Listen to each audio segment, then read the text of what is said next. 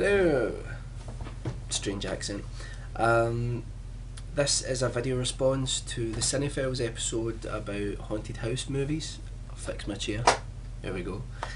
And if you don't know what the Cinefiles is, it's a review show on the interwebs that just basically it's a group of film fans that discuss different movies, different genres, things like that. It's fantastic. Definitely go and check it out.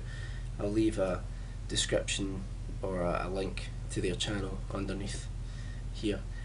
So yeah, they talked about haunted house films. Now I thought that I would do a response because I've been doing a few videos on haunted house films as well, and so they talked about The Shining, which I've just done a video on. Fantastic haunted house film. It's not really like any other haunted house film in my opinion. I agree that it's just got this sort of oppressive atmosphere to it that few films can really claim to have. I do agree with the criticism that Jack Nicholson's character seems to be mad from the beginning, whereas it feels like the film should have been about how this location, the Overlook Hotel, created the madness in him, but instead it seems to be more about it antagonising and bringing out the madness that was already there. And yeah, so great, I've talked about that. The other one that they talked about that I've also mentioned was The Haunting. Again, I said, I totally agree with Eric about it being, that was his pick for the haunted house films, and it would be my pick as well. I think The Haunting is an exceptional film, and let us say I think it's probably the best horror film ever made in my opinion. I disagree with some of the things that were said about it being slow, and if you compare it to modern horror films, yeah, it can feel a little bit slow in some ways, but I always felt that the dialogue, everything that was going on in the film, was always pushing the story forward. Even when the dialogue at the beginning of the film, where the conversations are having about the supernatural, sort of sets the scene and sets the atmosphere. Everything has a purpose in that film, and it's just wonderful. But I've already made a video on that, so I don't want to talk about it too much. Burnt Offerings was one that you talked about. I'm very conflicted about that film. Burnt Offerings, it's got a phenomenal ending to it. The cast are phenomenal. Oliver Reed, Burgess Meredith, Betty Davis, to name a few. And I agree with some of the criticisms of this film that it does feel at times like it's a more made-for-TV movie than something that's really cinematic. However, there are some really scary moments in it. The ending scared the hell out of me when I was a kid, and the driver of the hearse, that whole thing, that really scared me as well.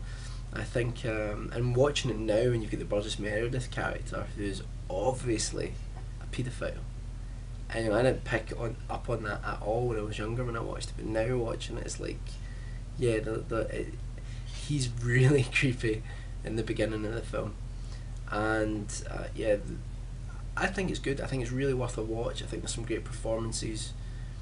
I think, unlike The Shining, I think, like we said, the character here does seem to, Oliver Reed's character goes mad slightly, or the house is having an effect on him, and you can see that build up, which is good. So I really would recommend it. It's good, but it's got some problems that stop it from being, like, up there with some of the best haunted house films, but definitely worth a watch.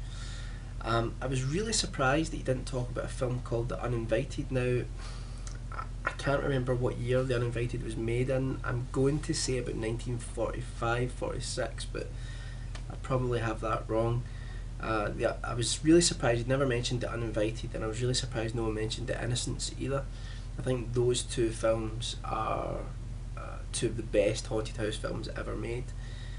The Innocents is based on Turn of the Screw, which is a famous ghost story. In fact, a lot of people say that ghost story is the template for modern ghost stories, and it's an incredibly creepy film. it's a very, very uncomfortable film to watch as well, because it deals with issues of child abuse, and you're not really sure whether the main character is actually doing what's best for the children that she's looking after in this big old house, or whether she's actually perpetrating some sort of psychological abuse on them. And the relationship between herself and the little boy is creepy and a bit twisted, but it's a great film.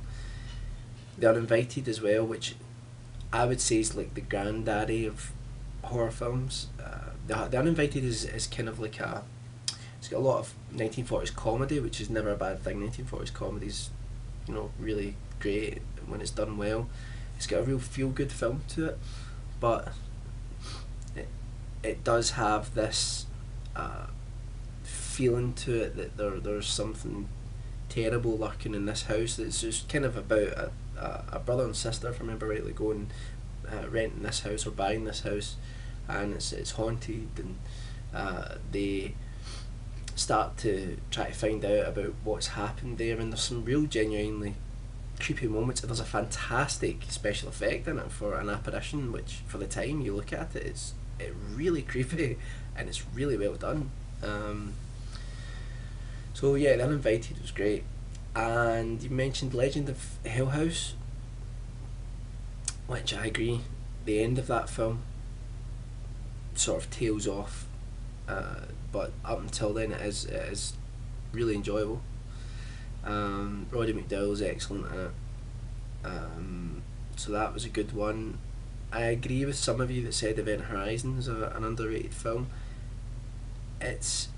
But I think it was Eric that said that it was pretending to be a sort of smart picture, and it's not particularly a clever film, to be honest. But I think the first half to maybe 2/3 of that film really does have a real creepy feeling, and I felt that it was very much influenced by 2010.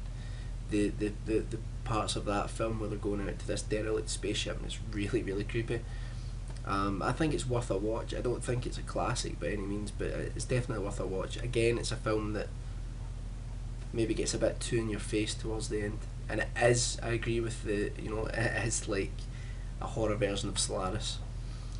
Try to think of other ones that I would have mentioned. House on Haunted Hill was mentioned, which isn't really a haunted house film, but very enjoyable. It's for its camp factor, I really enjoyed it. And I think that's about it for now. I'm probably making a video of what I think are the best haunted house films, going into them a little bit more depth. But anyway, it was a great show. It's been uploaded now for quite a while, but I just thought I would do a video response to it, and keep up the good work. See you later.